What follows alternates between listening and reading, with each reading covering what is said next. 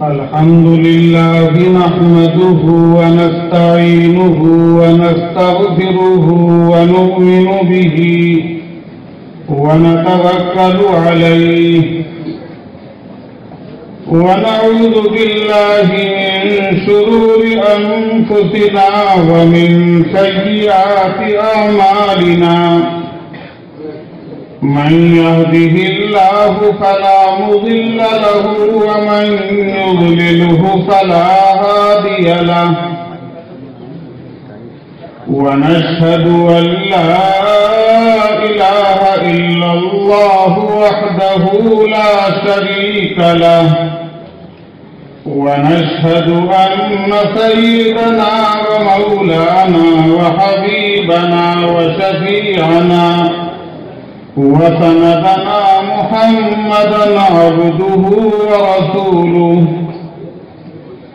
صلى الله تعالى عليه وعلى آله وأصحابه وأهل بيته وذرياته وسلم تسليما كثيرا كثيرا.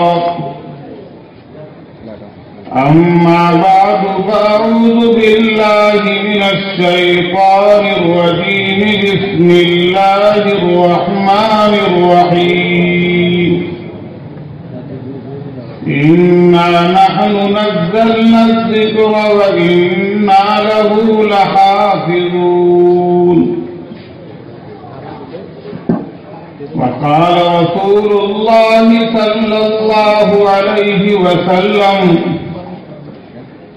الذي ليس في جوفه شيء من القرآن كالبيت الخرب. وقال عليه الصلاة والسلام من قرأ حرفا من كتاب الله فله 10 حسنات. لا أقول ألف لام ميم حرف بل ألف حرف ولام حرف وميم حرف أو كما قال عليه الصلاة والسلام. صدر محترم معزز علماء کرام، بزرگوں، بھائیوں، دوستوں اور پیارے بچوں،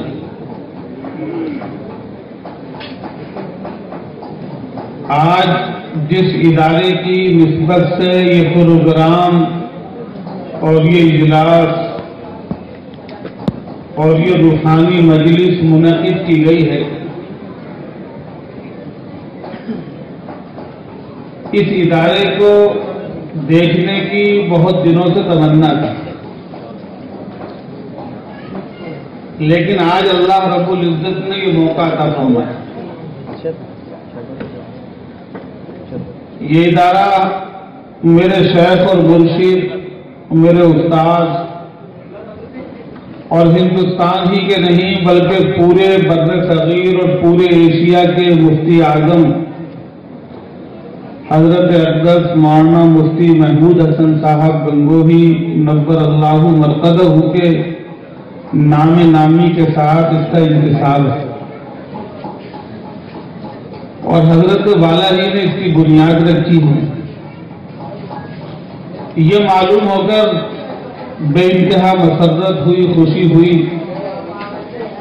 کہ قرآن کریم کی اور عربی علوم کی ابتدائی تعلیم اور دین کی بنیادی اور ٹھوس تعلیم اس ادارے کے ذریعے دی جا رہی ہے، اور جے پور ہی نہیں بلکہ جے پور کا قرب و جوار اور پورا راجستھان اس ادارے سے فیض اٹھا رہا ہے.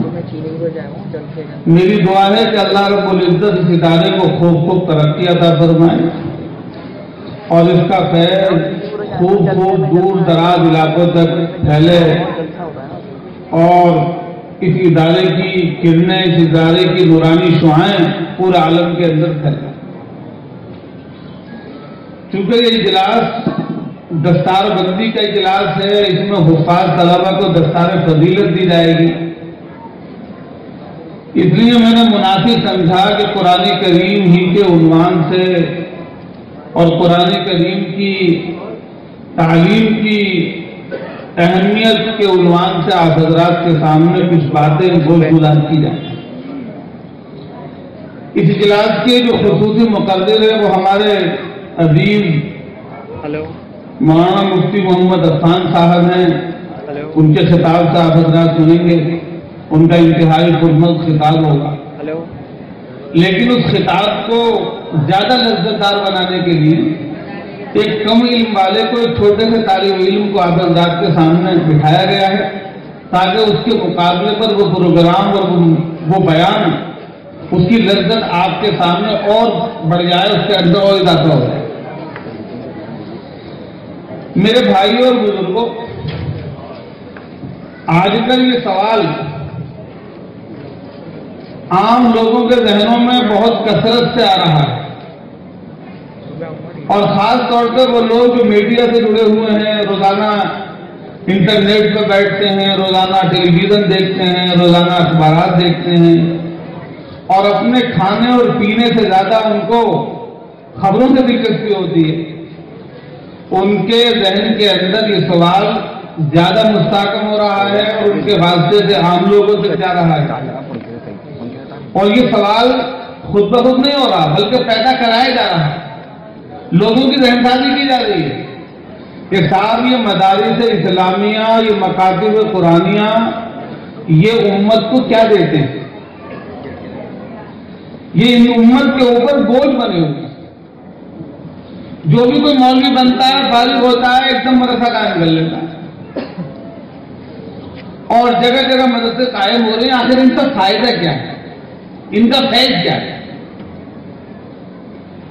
اور بہت سے ہمارے نادان دوست تو یہاں سے کہنے لگے ہیں کہ یہ جتنی بڑی مسلمانوں کی رقم اور مسلمانوں کا مالیہ ان مدارس پر، مکاتب پر خرچ ہوتا ہے، اتنے بڑے مالیے سے تو بڑے بڑے کالج اور یونیورسٹیاں اور بڑے بڑے رفاہی ادارے چل سکتے ہیں، ان لوگوں کو ہو کیا گیا ہے کہ ہر جگہ مدرسے قائم کر رہے ہیں؟ اس لیے آج میں آپ حضرات کے سامنے اسی سوال کا جواب دینے کی کوشش کر رہا ہوں۔ میں نے آپ حضرات کے سامنے جو قرآن کریم کی آیت تلاوت کی ہے، اس آیت کریمہ میں اللہ رب العزت نے قرآن کریم کی حفاظت کا وعدہ فرمایا۔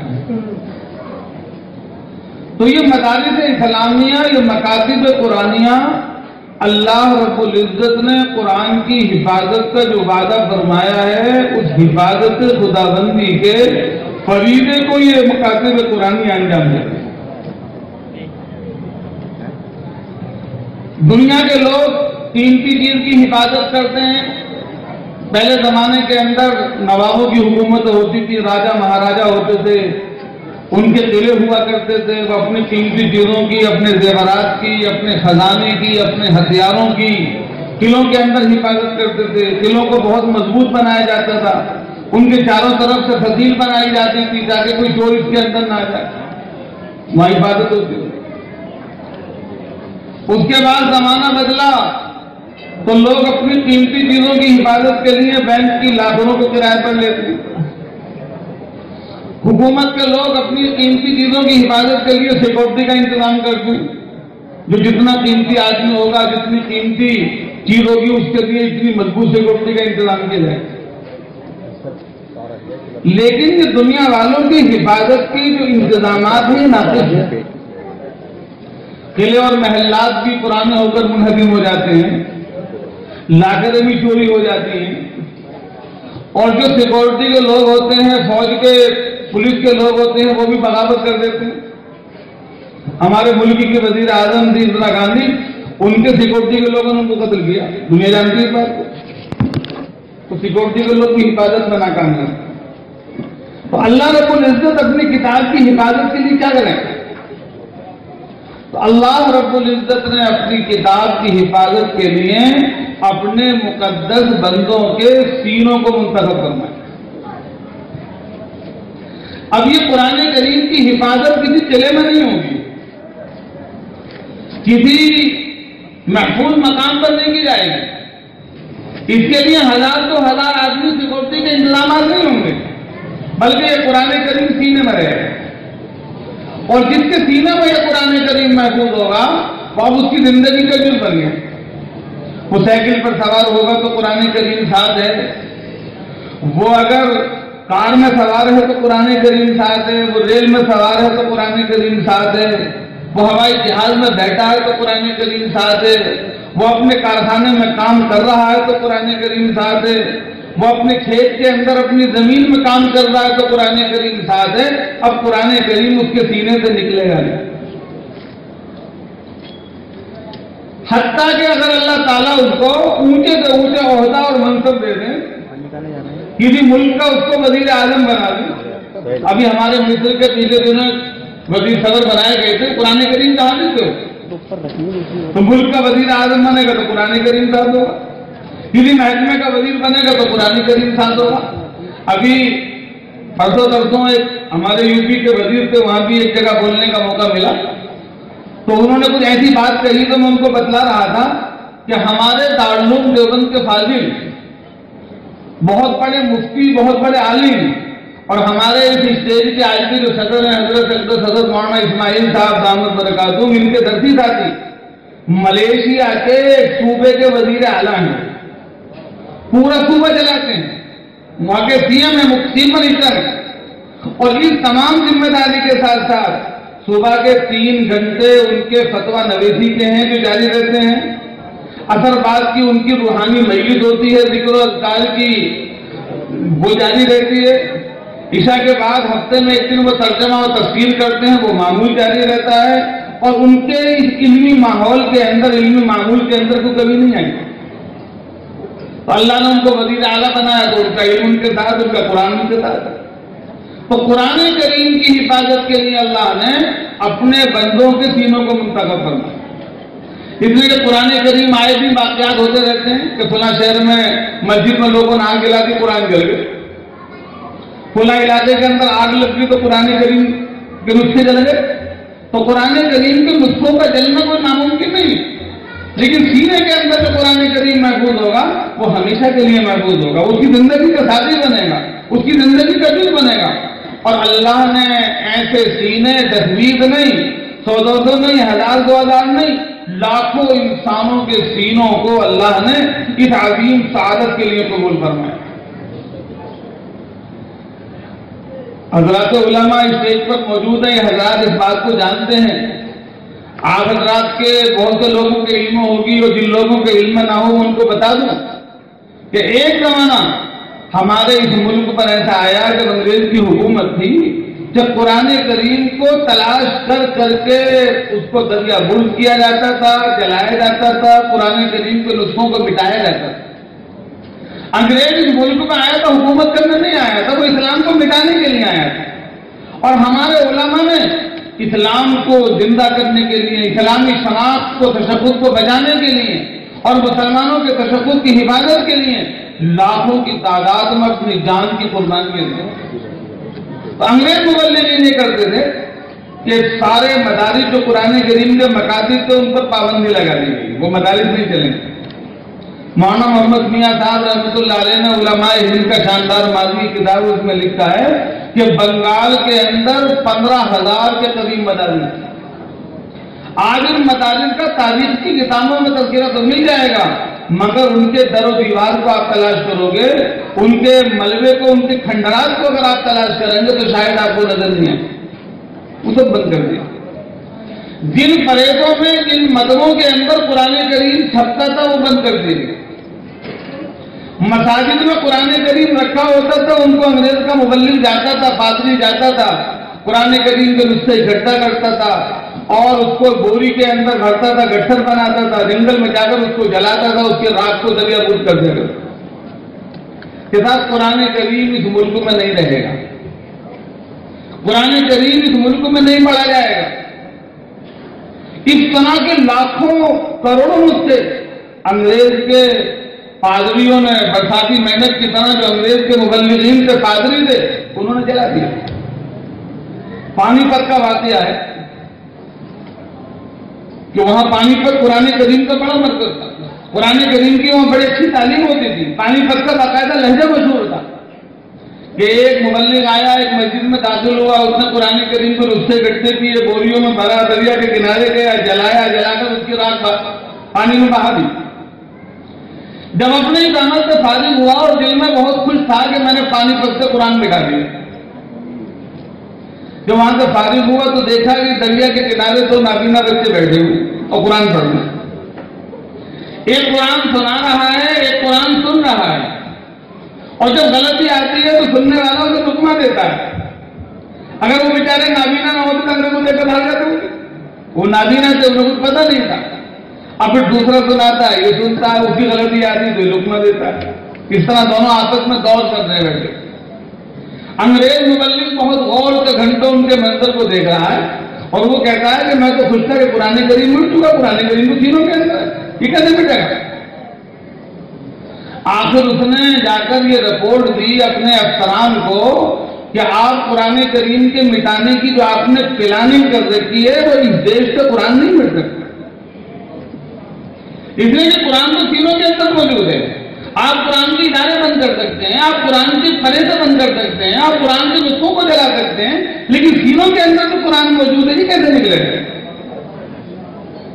چنانچہ اس کا گہرائی سے اس کے اوپر غور و خوض کیا گیا اور پھر انگریز نے اپنی پالیسی بدلی کہ اب قرآن کریم مٹایا نہیں جائے گا، اب ایسے تعلیمی ادارے بنائے جائیں گے کہ جو ان کو تعلیم کی سہولتیں دی جائیں گی تاکہ ان کا ذہن بدل جائے۔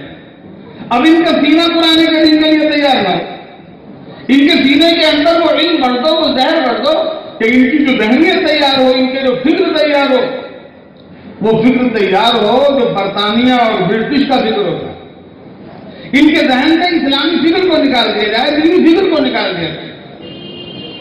چنانچہ اس زمانے کے وزیر تعلیم نے باقاعدہ اعلان کیا کہ ہم نے ایک ایسا نصاب تعلیم مرتب کیا ہے جس سے پڑھنے والے رنگ و نسل کے اعتبار سے ہندوستانی ہوں گے، لیکن فکر و نظر کے اعتبار سے وہ برطانوی ہوں گے، وہ انگریز ہوں گے۔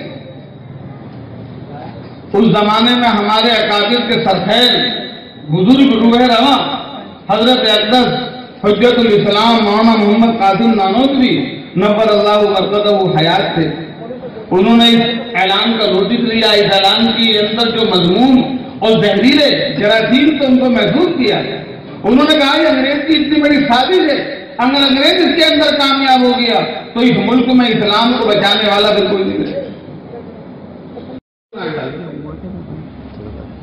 تو انہوں نے مجھ سے یہ سوال کیا کہ آپ کیا کرتے ہیں؟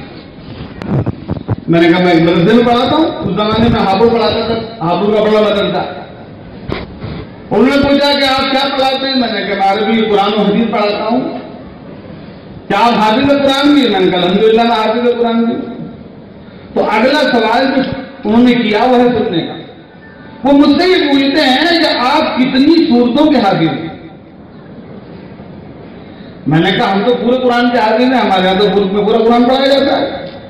تو انہوں نے پھر کولی پڑھی اور پھر رونے لگے اور کہنے لگے کہ ہمارے مسلم ملک میں پورے قرآن کا ایک بھی حافظ نہیں ملے۔ ہم لوگ اپنے ملک میں حافظ اسے کہتے ہیں جسے اما پارا یاد ہو، سورہ ملک یاد ہو، سورہ یاسین یاد ہو، سورہ رحمان یاد ہو، سورہ کہف یاد ہو، ان صورتوں کے حافظ کو ہم حافظ کہتے ہیں۔ کسی کو ہم تراویح میں سنا لیتے ہیں اور ہم سب 4-5 آدمی ہم سب لوگ اپنی اپنی مسجد کے امام ہیں، ہم خود تراویح پڑھاتے ہیں، انہی صورتوں کو ہم پڑھاتے ہیں۔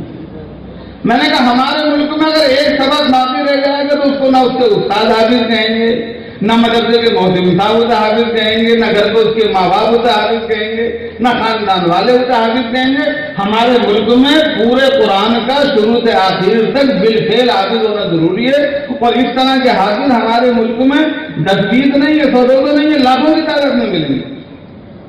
تو ان کے حالات سننے کے بعد اللہ کا شکر ادا کیا کہ ہم اپنے ملک میں چاہے ہم غیروں کے ساتھ مقابلے میں اقلیت میں ہیں، لیکن اللہ کا شکر ہے ہم اچھی حالت میں، اللہ نے ہم کو اچھی حالت دی۔ تو قرآن کریم کی اتنی بڑی تعداد حفاظ کی یہاں پر ملے گی، یہ اللہ تعالیٰ کا کرم ہے اور ہمارے ان بزرگوں کی محنت ہے جن بزرگوں نے انگریز کی فکر کو بدلنے کے لیے اعلان کیا تھا کہ ہم نے ایک ایسا نصاب تعلیم مرتب کیا ہے جس کے پڑھنے والے رنگ و نسل کے اعتبار سے ہندوستانی ہوں گے، لیکن فکر و نظر کے اعتبار سے وہ مکی اور مدنی ہوں گے۔ آج لاکھوں کی تعداد میں ہمارے ملک میں مدارس پائے جاتے ہیں، مکاتب پائے جاتے ہیں، قرآن کریم کی خدمت ہو رہی ہے، مسجد آباد ہیں، وہاں اچھی تلاوت کرنے والے قرآن موجود ہیں، رمضانوں میں سنانے والے حفاظ موجود ہیں، اسٹیجوں پر تقریر کرنے والے مبلغین مقررین موجود ہیں، فرق باطلہ سے دفاع کرنے والے مناظرین موجود ہیں، مسلک حدیث کو سجانے والے محدثین پائے جاتے ہیں، دارالفتہ کو آباد کرنے والے مفتیان پائے جاتے ہیں۔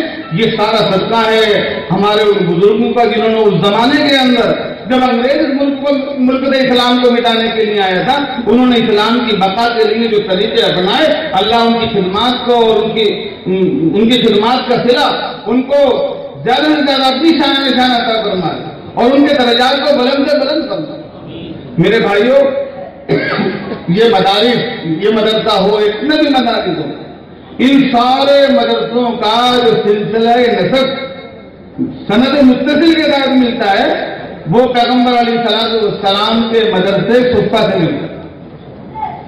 حضرت پیغمبر علیہ السلام نے مسجد نبوی کے اندر ایک مدرسہ قائم کیا تھا، اس کو صفہ کہتے ہیں، چبوترا تھا۔ اس چبوترے میں طالب علم رہتے تھے اور وہ مدرسہ 24 گھنٹے چلتا تھا۔ پیغمبر علیہ السلام 24 گھنٹے اپنے ان طلبہ کو دین سکھلاتے تھے۔ بعض طلبہ ہوتے تو صبح شام آتے تھے، بعض ہوتے جو 24 گھنٹے رہتے تھے، اور بعض ہوتے جو کچھ وقت کے لیے آتے تھے، لیکن آپ کبھی رات میں پڑھا رہے ہیں، کبھی دن میں پڑھا رہے ہیں، کبھی صبح کے وقت دین سکھا رہے ہیں، کبھی شام کے وقت دین سکھا رہے ہیں۔ 60-70 ایسے لوگ رہتے تھے جو 24 گھنٹے اس مدرسے میں رہتے تھے، اور ان کے لیے کھانے کا انتظام نہیں ہوتا، کہیں سے کچھ آ گیا کھا لیا۔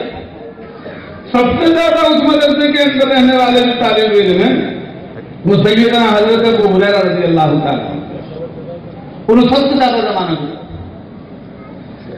پیغمبر علیہ السلام کے مدرسے میں، مدرسوں میں آج کل امتحانات بھی ہوتے ہیں، سند دی جاتی ہے، ڈگری دی جاتی ہے، انعامات بھی دی جاتے ہیں۔ آپ کے مدرسے میں انعام دیا گیا، یہ سب کام ہوتے ہیں مدرسے کے اندر۔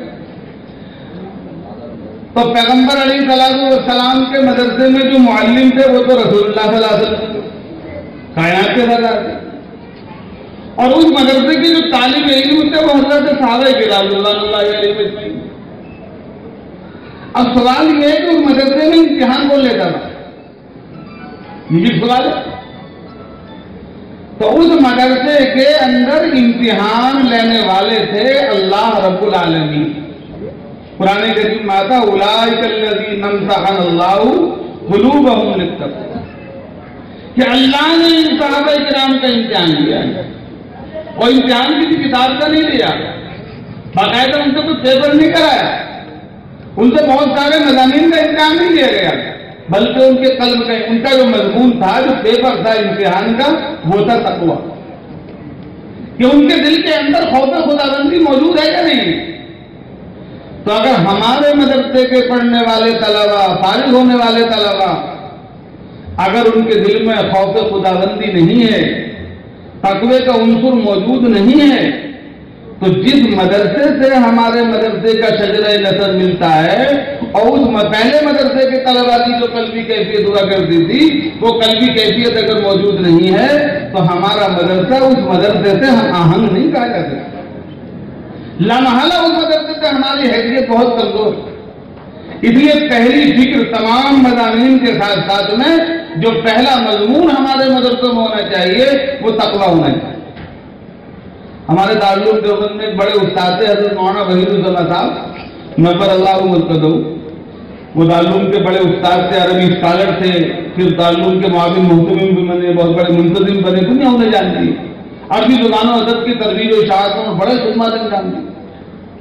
میں نے تو ان کا باقاعدہ نہیں پڑھا مگر ان کو دیکھا ہے، جس زمانے میں وہاں پڑھتا تھا وہ وہاں کے محتمم تھے، تو وہ فرمایا کرتے تھے کہ میں طلبہ کا امتحان لیتا ہوں، سوال دے دیتا ہوں اور چلا جاتا ہے، اور میں ان سے کہتا ہوں کہ یہ امتحان تمہارے پرچے کا نہیں ہے، تمہاری دیانتداری کا بھی امتحان ہے۔ میں دیکھنا چاہتا ہوں تم میں سے کون کس کی نقل کرتا کس کی نہیں کرتا، تو پہچان لگے تو دو آدمی کہتی تو نقل ہے ان کی، فرمایا تمہاری دیانتداری کا امتحان ہے۔ تو امتحان دیانتداری کا بھی ہونا چاہیے، امتحان تقوی کا بھی ہونا چاہیے۔ اگر ہمارے اندر تقوی اور خوف خداوندی نہیں ہے تو ہمارا علم ناقص ہے۔ اصل علم ہمارا جو علم دکھلاتا ہے وہ اللہ کا خوف دکھلاتا ہے۔ امتحان اللہ تعالیٰ لیتے تھے اور امتحان تقوی میں ہوتا تھا، بہت سارے مضامین نہیں ہوتے۔ اب امتحان کے بعد جو سند ملتی تھی وہ کیا ملتی تھی؟ ہم تو بہت ساری سند دیا کرتے ہیں، باقاعدہ فریم بنتا ہے سندوں میں۔ اللہ رب العزت نے اپنے حبیب صلی اللہ علیہ وسلم کے مدرسے میں پڑھنے والے لوگوں کی جو سند ہے وہ ایک جملے کے اندر ہے، رضی اللہ عنہم ورضوا عنہ۔ اور اس سند کو اللہ رب العزت نے اپنے کلام الہی کے جز بنا دیا۔ اب یہ سند قیامت تک محفوظ رہے گی۔ دنیا والوں کی سندوں کو دیمک آ جاتی ہے، دنیا والوں کی سندیں پھوٹ کر گل کر پھڑ کر برباد ہو جاتی ہے، لیکن اللہ رب العزت کی دی ہوئی سند جو اللہ نے اپنے حبیب صلی اللہ علیہ وسلم کے طلباء کو دی ہے وہ قیامت تک محفوظ رہے گی، لوگوں کے سینوں کے اندر محفوظ رہے گی۔ رضی اللہ عنہم ورضوا عنہ، کہ اللہ ان سے راضی ہیں، وہ اللہ سے راضی ہیں، یہ سند دی۔ دنیا کی یونیورسٹیاں اپنے اپنے درجے کے اعتبار سے اپنے پڑھنے والے لوگوں کو سند دیتی ہیں، ان کا ایک دائرہ ہوتا ہے کہ اس سند کے حاصل ہونے کے بعد کسی یونیورسٹی کا طالب علم کسی اپنے شعبے میں اپلائی کرتا ہے، اپنی درخواستیں دیتا ہے ملازمت کے لیے، تو اس دفتر کو اس سند پر یقین کرنا ضروری ہوتا ہے۔ ایک آدمی MBBS ڈاکٹر بن کر آیا، MD ڈاکٹر بن کر آیا اور ڈاکٹری کو اس نے سند حاصل کی، وہ کسی ہسپتال میں ملازمت چاہتا ہے، اس نے اپنی سند پیش کی۔ اب ہسپتال کے مالک کو ضروری ہے کہ ان سندوں پر اعتماد کرے۔ اگر وہ ان سندوں پر اعتماد نہیں کرتا ہے تو اس ڈگری والے کو یہ حق ہے کہ وہ عدالت میں اس کے خلاف کیس کرے کہ صاحب آپ کے ملک کی منظور شدہ تسلیم شدہ یونیورسٹی سے میں نے ڈاکٹری پڑھی ہے، میں نے MBBS کیا ہے، میرے پاس کاغذات موجود ہیں، سند موجود ہیں، مگر آپ کے ملک کا فلاں ہاسپٹل سند کو نہیں مانتا، تو حکومت کیا کرے گی؟ حکومت اس ہاسپٹل کو بند کر دے گی، اس کے مالک کے خلاف کارروائی کرے گی، کیس چلے گا، بالآخر اس کو سندیں ماننی پڑے گی۔ اب اگر کوئی آدمی اللہ رب العزت کی دی ہوئی سند پر اعتماد نہ کرے تو کیا ہوگا؟ بہت سے ہمارے بھائیوں میں ایسے ہیں جو حضرات صحابہ کرام رضوان اللہ علیہ مجمعین کی شان میں گستاخی کرتی ہیں، ان کی زندگی کے اندر کیڑے نکالنے کی کوشش کرتے ہیں، ان کی زندگی کو اپنی مجلسوں کے اندر باقاعدہ تبصرے کا موضوع بناتے ہیں اور یہ سمجھتے ہیں کہ ہم اس کے قاضی ہیں صحابہ کرام کی زندگی کے۔ تو اللہ رب العزت تو کہتے ہیں رضی اللہ عنہم ورضوا عنہ، اللہ ان سے راضی ہے، اور ہم کہتے نہیں تھا فلاں صحابی سے یہ کام ہوا تھا، فلاں صحابی سے یہ ہوا تھا، فلاں سے یہ ہوا تھا، فلاں صحابی ایسا تھا۔ تو اللہ رب العزت کی دی ہوئی سند پر اگر کوئی ہم میں سے اعتماد نہ کرے تو اس کا سزا کیا ہوگی؟ اللہ تعالیٰ اس کو جہنم میں ڈالا۔ اللہ تعالیٰ فرمائیں گے تمہیں کیا ہوتا ہے میرے حبیب کے شاگردوں، میرے حبیب کے طالب علموں کے اندر کیڑے نکالنے کا؟ ایک طالب علم اگر جب تک طالب علم نہیں تھا، اپنے گھر پر رہتا تھا، اس سے کوئی جرم ہو گیا، اس نے میرے حبیب کے بعد آ کر اپنی زندگی صحیح کر لی، اس کی زندگی صاف ستھری ہو گئی اور ہم نے اس کی زندگی پر اعتماد کر لیا، تمہیں کیا پتا کیڑے نکالنے؟ پیغمبر علیہ الصلوۃ والسلام کے صحابہ کی زندگی میں کیڑے نکالنے والا نہ دنیا میں سکون سے رہ سکتا ہے نہ آخرت میں سکون سے رہ سکتا ہے۔ میرے بھائیوں، دنیا جانتی ہے کہ ہمارا ایک کپڑا ہے وہ ناپاکی میں گر گیا، نالی میں گر گیا، بچے نے پیشاب کر دیا، پاخانہ کر دیا، اس کو سرف سے صابن سے دھو دیا جاتا ہے، وہ صاف ہو جاتا ہے، تو کیا دنیا کی کوئی انسان اس کپڑے کو ناپاک کہتا ہے؟ کوئی ناپاک نہیں ہے۔ حضرات صحابہ کرام کی زندگی میں کسی کو کوئی واقعہ ہوا، تکوینی طور پر ہوا، وہ امت کی اصلاح کے لیے ہوا کہ امت کو بہت سے احکامات سکھلانے سے قیامت تک کے لیے، پھر اللہ رب العزت نے ان کی معافی کا اعلان کر دیا، ان کے عذر کو قبول کر دیا، تو اب یہ کہنا کہ صاحب یہ فلاں جرم فلاں صحابی کو ہوا تھا لہذا صحابہ کی جماعت قابل اعتبار نہیں رہی، یہ کون سے مندر ہوگی؟ ایک بیٹا اپنے باپ کا نافرمان ہے لیکن اس نے باپ کے قدموں میں جا کر گر گیا، معافی مانگ لی، توبہ کر لی، باپ نے اسے معاف کر دیا، باپ نے اپنے دل سے انصاف کر لیا، تو کیا اس بیٹے کو نافرمان بیٹا کہا جاتا ہے؟ نافرمان نہیں، اس کو فرمانبردار کہا جاتا ہے۔ تو حضرات صحابہ کرام کی زندگی میں کوئی واقعہ اگر ملتا ہے اس کی یہی حیثیت ہے کہ ایک واقعہ پیش آیا اللہ رب العزت نے بلکہ اس معاشرے کے بہت سے احکامات کی تعلیم دینے کے لیے تقسیمی طور پر وجود میں لایا گیا وہ واقعہ، اور پھر اللہ نے ان کی معافی کا اعلان کر دیا. اب کسی کوئی حق نہیں ہوتا کہ اس کے اندر کدھر نہیں آتا. تو ہمارے مدرسوں کا شجرہ نسب صفہ مدرسے سے چلتا ہے. صفہ مدرسے کی بنیادی تعلیم دین کی تعلیم، تقوی کی تعلیم، اس لیے تقوی کی تعلیم پرہیزگاری کی تعلیم میں دے جائی جاتی ہے. ہمارے مدرسوں کو پڑھنے والا جو فاضل طالب علم ہوتا ہے وہ ملک کا باعث شہری ہوتا ہے. وہ دو روٹیوں کے لیے کسی سرکاری دفتر میں ٹیکٹر نہیں چلاتا، کسی کے پاس ہاتھ نہیں چلاتا ہے، بلکہ ملک کا باعث شہری ہوتا ہے. اور ہمارے کالجوں کے یونیورسٹیوں کے پڑھے ہوئے لوگ جب ان کو ملازمت نہیں ملتی، روزگار نہیں ملتے، وہ پریشان ہوتے ہیں تو وہ سڑکوں کو توڑتے ہیں، پتھراؤ کرتے ہیں، سرکاری املاک کو نقصان پہنچاتے ہیں، ریل کی پٹریاں اکاڑتے ہیں، توڑ پھوڑ کرتے ہیں. ہمارے مدرسوں کا پڑھا ہوا کوئی آدمی ایسی حرکت نہیں کرتا. اور میرے بھائیوں، اللہ رب العزت اپنے قرآن کی حفاظت کے لیے جو ہم نسخے پڑھاتے ہیں، قاعدہ پڑھاتے ہیں، سپارہ پڑھاتے ہیں، ان کا کوئی محتاج نہیں. ایک بہت بڑے بزرگ ہیں حضرت مولانا پیر ذوالفقار صاحب نقشبندی دامت برکاتہ، دنیا ان کا نام جانتی، پورا عالم ان کا پہچان ہے. انہوں نے اپنے سفر نامے کے اندر ایک واقعہ لکھا ہے کہ ایک مرتبہ روس کے اندر حالات آئے کہ روس میں اسلام کو مٹانے کی کوشش کی، مسجدوں کو شراب خانہ بنا دیا گیا، مدرسوں کو سینما ہال بنا دیا گیا، اور اذان پر، نماز پر، اللہ کے نام لینے پر پابندی لگا دی گئی، اور تمام لوگوں کو یہ حکم کر دیا گیا کہ تمہیں حکومت کا کام کرنا ہے اور تمہاری روٹی کا انتظام ہم کریں گے، کپڑے کا انتظام ہم کریں گے. اور ہر گھر سے اسلام کا نکلنا ضروری تھا.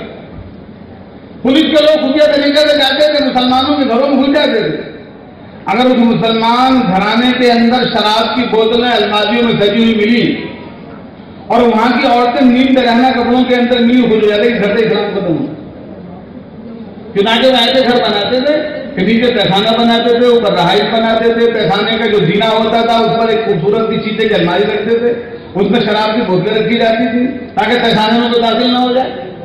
اور بظاہر لوگوں کو دکھایا جاتا تھا کہ یہ اسلام نہیں، لیکن بچہ پیدا ہوتا تھا جہاں چلنا شروع کرتا نیچے پہنچا دیتے تھے. پھر پیخانوں کے اندر دین سیکھے، پیخانوں کے اندر ہلکی روشنی کا دین دکھلایا جاتا ہے، قرآن کریم دکھلایا جاتا ہے. اور پولیس کا آدمی خوش ہوتا تھا کہ صاحب اس گھر سے دین نکل چکا ہے، ہمارے ملک میں اسلام ختم ہو چکا. اور بعض حفاظ اور قرآن علماء نے یہ کیا کہ حکومت کے کام لے لیے، کسی نے حکومت کا ٹیکس پکڑ لیا، کسی نے حکومت کے آفس میں کام شروع کر دیا، کسی نے کوئی اور کام شروع کر دیا. تو اب جو آدمی اس کے بعد کام سیکھنا آتا تھا تو اس کو جہاں وہ کام سکھلاتے تھے قرآن کریم کی آیتیں یاد دلاتے کرتے. کسی نے پھول کڑھائی کا کام سیکھ کر لیا تو بچہ پھول کڑھائی کا کام سیکھنے کے لیے آتا ہے، تو صبح سے لے کر شام تک ایک آیت یاد کرائی، پھر 2 یاد کرائی، شام کو 10 آیتیں یاد کرائی. تو جب وہ اپنے پرانے کام سے فارغ ہوتا تھا تو وہ اسی پھول کڑھائی سینٹر سے حافظ قرآن بن کے نکلتا، سلائی سینٹر سے وہ حافظ قرآن بن کے نکلتا. وہ ویلڈنگ کا کام سیکھنا آتا تھا کچھ بچہ تو جہاں ویلڈنگ کا کام مکمل کرتا تھا حافظ قرآن بن کے نکلتا.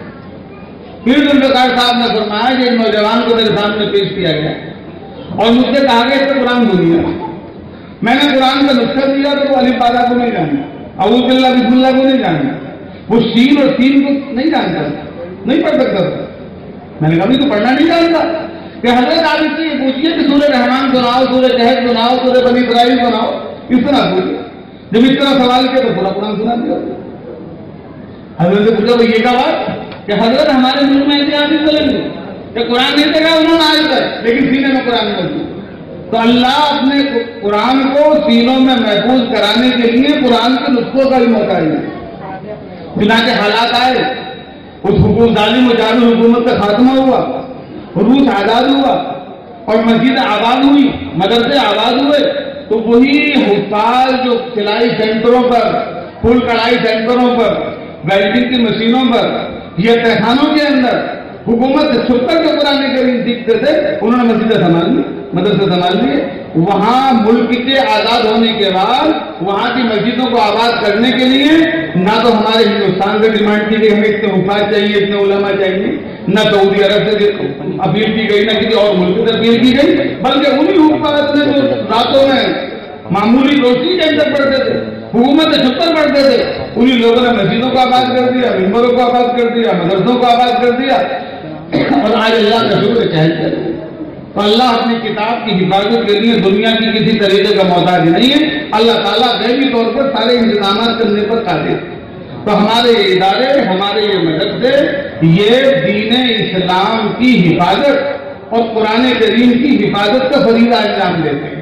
یہ سوال ہے, اس کا جواب دینے کے لیے یہ بات کہی گئی. اب اس کے بعد میں ایک بات اور کرتا ہوں, اس کے بعد بات ختم کروں. آج کل ہمارا جو مزاج ہے ہماری مسلم قوم کا, اور خاص طور پہ ان لوگوں کا جن کو اللہ نے دنیاوی اعتبار سے کچھ وجاہت, کچھ پیسے, کچھ کاروبار اچھا جو ہے, وہ ہر چیز کو پریکٹیکل دیکھنا چاہتے ہیں. وہ اپنے بچوں کو مدرسوں میں مکتبوں میں نہیں چاہتے ہیں, وہ اچھے اچھے کالجوں میں بھیجیں, انگریزی انگلش میڈیم اسکولوں میں بھیجیں گے, کالجوں میں بھیجیں گے اپنے بچوں کو, یونیورسٹیوں میں بھیجیں گے, مدرسوں میں نہیں. کیا بات کیوں صاحب کہ صاحب مدرسوں کے اندر ہمارا بچہ پڑھے گا تو کھائے گا کیا؟ مدرسوں کے اندر تنخواہ ملے گی 5,000, 10,000, 8,000 روپئے. 8,000 روپئے میں کیسے گزارا ہوگا؟ ایک مہمان اگر آ گیا سسرال کا تو 8,000 روپئے تو ناشتے میں خرچ ہو جاتے ہیں. اب ایک مہمان پر جب ناشتے میں 8,000 روپئے خرچ کر دیے تو باقی 29 دنوں کیسے کام کرے گا؟ لہذا اپنے بچوں کو اسکولوں میں بھیجو, وہاں ڈاکٹر بنے گا تو لاکھوں کمائے گا, اور انجینئر بنے گا تو لاکھوں کمائے گا, وکیل بنے گا تو کتنا کمائے گا, پائلٹ بنے گا تو کتنا کمائے گا, گھر میں بھاری کے نیارے ہو جائیں گے. اتنے مدرسوں کو چھوڑ کر اپنے بچوں کو کالجوں میں اسکولوں میں پڑھاتے ہیں, کیونکہ مدرسوں کا فائدہ نظر نہیں آتا, اسکول کا فائدہ نظر آتا ہے. ایک ڈاکٹر جب صبح کو بیٹھتا ہے اور شام کو اپنے ہسپتال کا آتا آپریشن کر کے اور لوگوں کے علاج کر کے تو لاکھوں روپے لے کر آتا. ہمارا بچہ بھی ڈاکٹر بن جائے تو لاکھوں روپے لے کر آتا. ہمارا بچہ پروفیسر بن جائے تو کتنی تنخواہ ہوگی؟ یہ ایک ذہن ہے ہمارا. چنانچہ اس کی جو ہمارے کوئی کمزور بچہ ہمارے معاشرے کا ہوتا ہے اس کو مدرسے میں لے جاتا ہے, جو ظہیر بچہ ہوتا ہے اسکولوں میں لے جاتا ہے. اور اس کی عملی توہین کی شکل یہ ہوتی ہے کہ جو بچہ ہمارا اسکول میں جاتا ہے اس کے لیے پورا گھر تیار رہتا ہے. صبح کو اس کو غسل کرائیں گے, ڈریس بدلوائیں گے, اس کے پریس کیے ہوئے کپڑے تیار ہوں گے, سردی کے موسم میں گرم پانی تیار ہوگا, غسل خانے میں صابن تیار ہوگا, جوتے پالش کیے ہوئے تیار ملیں گے, کوٹ تیار ملے گا, ٹفن کے اندر ناشتہ کھانا تیار ہوگا, دروازے پر رکشے والا کھڑا ہوا ہوگا, مہینے کی پہلی تاریخ کو فیس باغ ایک دن نکال کر دے گا, ٹیوشن کے پیسے لگ دے گا, اور پورا بہن بھی اس کی خدمت کر رہی ہے, ماں بھی خدمت کر رہی ہے, بھائی بھی خدمت کر رہے ہیں. اسکوٹر سے بجا رکشے والا نہیں آیا تو اپنی بائک سے بجا کر آئیں گے. ختم ہوتا ہے. اور جو بچہ ہمارا مدرسے میں جاتا ہے قاعدہ لے کر, سپارہ لے کر, صبح کو ماں اس کا منہ دھلا کر نہیں دے. یہ بات آپ کو کڑوی لگ رہی ہوگی, لیکن میں دیکھتا ہوں, میں مدرسے سے جڑا ہوں, سر پہ ٹوپی نہیں ہوتی ہے, معمولی جبر ہوتے ہیں. وہ کہتا ہے کہ ابو جی میرا قاعدہ بڑھ گیا, قاعدہ لے دو, سپارہ لے دو, کہ کاشا دے دیں, وہ سپارہ کاشا لے کے دیں گے, مفتی صاحب لے کے دیں گے. کیوں کہ اس سے فائدہ نظر نہیں آتا. یہ ہمارا سوچنے کا ہمارا عمل ہے. ہم دینی تعلیم کی توہین کرتے ہیں. ہمارا بچہ جو مدرسے میں جاتا ہے اس کی فکر نہیں کرتے. میرے بھائیوں, اسی چیز کو دوسرے لوگ ساتھ سوچ لیجیے. جو آپ کا بچہ اسکول میں جائے گا, کالج میں جائے گا, وہ کیا سیکھے گا؟ ABCD. یا آپ کا بچہ کیا سیکھے گا؟ سلام کرنے میں گڈ مارننگ, یہ تو سیکھے گا. اور جو بچہ آپ کا مدرسے میں جائے گا وہ کیا سیکھے گا؟ السلام علیکم. اور وہ کیا سیکھے گا؟ بسم اللہ الرحمن الرحیم, الحمدللہ رب العالمین, یہ تو سیکھے گا. میں یہ نہیں کہہ رہا ہوں کہ آپ کا بچہ مدرسے میں آ کر فوراً حافظ بن جائے گا, کوئی ضروری نہیں ہے. آپ کے بچے نے 2 دن پڑھا, 4 دن پڑھا, 4 جھوٹ تیار کی, 6 جھوٹ تیار کی, ایک پارا بن گیا, چھوڑ دیا پڑھنا ہو سکتا. لیکن کیا گارنٹی ہے کہ آپ کا بچہ جو اسکول جائے گا وہ MBBS ڈاکٹر ہی بنے گا؟ ہو سکتا ہے وہ 2ری کلاس پڑھ کے چھوڑ دے, ہو سکتا ہے 5ویں کلاس پڑھ کر چھوڑ دے, ہو سکتا ہے 8ویں پڑھ کر چھوڑ سکتا ہے، ڈاکٹر بننا تو ضروری نہیں، تو وہاں پر بھی گارنٹی نہیں ہے کہ ڈاکٹر بن جائے یا پروفیسر بن جائے، بچے کی تقدیر پتہ نہیں کیا بنے گا، اور یہاں بھی تو گارنٹی نہیں ہے کہ صحابی بن جائے، ہو سکتا نہ بن پائے، لیکن مدرسوں میں جو چیز پڑھ کر آئے گا، جتنا وہ سیکھ کر آئے گا، اس کا فائدہ روزانہ گھر والوں کو محسوس ہو۔ وہ اگر آ کر سلام کرتا ہے بچہ گھر آ کر، ابو السلام علیکم، امی السلام علیکم، اور آپ جواب دیتے ہیں وعلیکم السلام، تو سلام کرنے پر تسلیم کیا آپ کی روزانہ تیار ہو، یہ آپ کے بچے نے الحمدللہ رب العالمین پڑھا تو ایک حرف پر کتنے کیا ملتی ہے؟ من قرأ حرف من کتاب اللہ، جو آدمی ایک آیت اللہ کی کتاب کا ایک حرف پڑھے گا تو کیا ملے گی؟ اب انہوں نے الحمدللہ رب العالمین سنایا، اس آیت کے اندر اتنے حروف ہیں، ماں سنے گی تو ماں کو ہر حرف پر نیکیاں ملیں گی، بہنیں سنیں گی بہنوں کو نیکیاں ملیں گی، باپ سنیں گے باپ کو نیکیاں ملیں گی، بھائی سنیں گے بھائیوں کو نیکیاں ملیں گی، کوئی پڑوسی سنے گا پڑوسی کو نیکی ملے گی، کوئی گھر پر مہمان آیا وہ سنے گا اس کو نیکی ملے گی۔ تو مدرسے میں جانے والا جو آپ کا بچہ ہے، اس کا فائدہ آپ کو اور آپ کے گھر والوں کو پہلے دن سے ہونے لگا، پہلے دن سے اس تعلیم کا فائدہ آپ کو محسوس ہو رہا ہے، آپ اس کو محسوس کریں نہ کریں لیکن آپ کا فائدہ ہو رہا ہے، لیکن اسکول اور کالج کا پڑھنے والے بچے کا فائدہ آپ کو کیوں نہیں؟ اب آپ بتائیے کہ جس تجارت کے اندر نقد فائدہ ہو وہ تجارت اچھی ہے کہ جس تجارت کے اندر فائدہ کب ہوگا نہیں ہوگا وہ تجارت اچھی ہے؟ عقل مند آدمی یہ کہے گا کہ جس تجارت میں فوراً نفع ملا وہ کرنی چاہیے۔ اب آپ بتائیے فوراً فائدہ کس کے اندر ہے؟ فوراً فائدہ دینی تعلیم کے اندر۔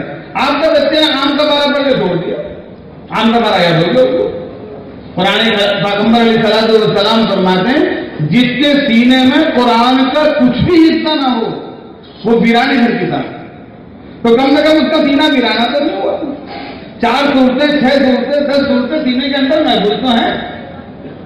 کتابوں کے اندر ایک واقعہ لکھا ہے کہ ایک شخص تھا بیچارہ جواری، شرابی، چور، ڈکیت سارے گناہ کر رکھے تھے، اس کا انتقال ہو گیا، بیوی اس کی حمل تھے، اس کے انتقال کے بعد پیدائش ہوئی، جب وہ بچے چلنے پھرنے لگا تو بیچاری بیوہ تھی، اس کے پاس فیس کے پیسے نہیں تھے، کورس کے پیسے نہیں تھے، بستے کے پیسے نہیں تھے، ٹیوشن کے نہیں تھے، کہاں بھیجتی اسکول کی جاتی، اس نے کہا مدرسے میں بھیج دو، اس بچے کو مدرسے میں بھیج دیا گیا، قاری صاحب نے اس کو پہلے دن بسم اللہ الرحمن الرحیم یاد کرایا، اس نے ٹوٹے پھوٹے الفاظ میں اپنی ٹوٹی پھوٹی زبان میں بسم اللہ الرحمن الرحیم کہا تو کتابوں میں لکھا ہے کہ اللہ نے اس کے والد کی قبر سے عذاب